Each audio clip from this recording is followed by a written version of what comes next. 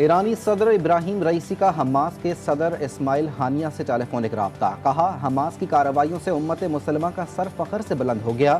ہم بہت جلد ایک ساتھ مسجد الاقصیٰ میں نماز پڑھیں گے. اسماعیل ہانیہ نے کہا کہ اسرائیلی جارحیت اور مسجد الاقصیٰ میں فلسطینی نمازیوں کی توہین اس آپریشن کی بنیادی وجہ. اسرائیل فلسطین کشیدگی پر سعودی عرب اور امریکہ میں پھر رابطہ. وزیر خارجہ کا کشیدگی کا حل تلاش کرنے پر زور. سعودی وزیر خارجہ کا کویت، مصر، قطر اور اردن کے وزراء خارجہ کو بھی ٹیلی فون. انسانی جانوں کا تحفظ یقینی بنانے پر زور.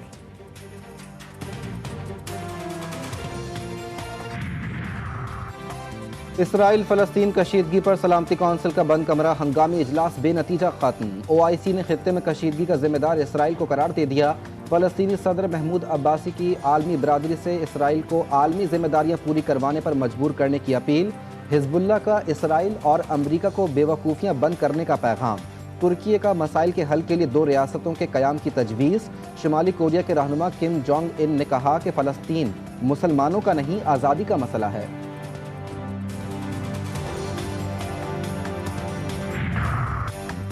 بھارتی نژاد برطانوی وزیر اعظم اسرائیل کی محبت میں اندھے ہو گئے. رشی سوناک نے اپنی سرکاری رہائشگاہ کو اسرائیلی پرچم کے رنگ میں رنگ دیا.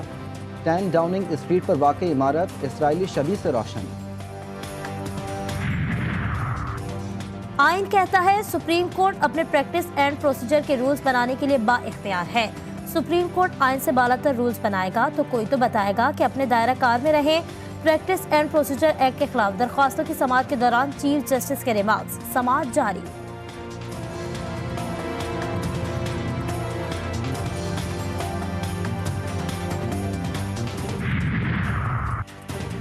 موجودہ قانون کے دائرہ کار میں رہ کر رولز میں تبدیلی کا اختیار صرف سپریم کورٹ کے پاس ہے. آئین سپریم کورٹ کو آئین و قوانین کے مطابق رولز بنانے کے لیے پابند بناتا ہے. بات ختم. جسٹس اعجاز الاحسن کے ریمارکس. کہا دیکھنا ہوگا آئین کسی بھی ادارے کو آئینی حدود کا پابند کہاں بناتا ہے.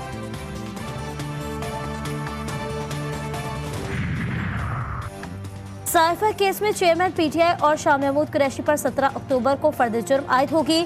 سماعت 17 اکتوبر تک ملتوی. چیئرمین PTI کے اڈیالہ جیل میں واک کے لیے اضافی جگہ فراہم کرنے کی استدعا منظور. حماس کے مسلسل حملوں نے اسرائیل فوج کی طاقت کا پھول کھول دیا.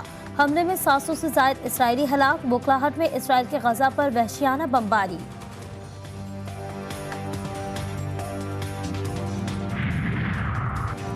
بھارت اوچھے ہتھ کنڈوں سے باز نہ آیا. پروپیگنڈے کی وجہ سے پاکستانی پریزنٹر زینب عباس ورلڈ کپ چھوڑ کر دبئی چلی گئیں.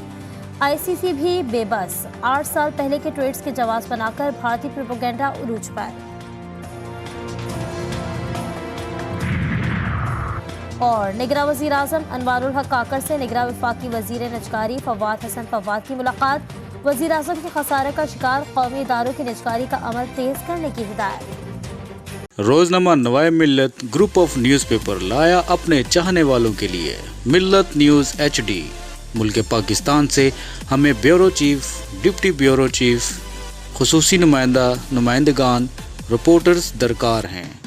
خواہشمند حضرات اپنی CV nawai.millat786@gmail.com پر بھیج سکتے ہیں یا 0300861738 پر واٹس ایپ بھی کر سکتے ہیں.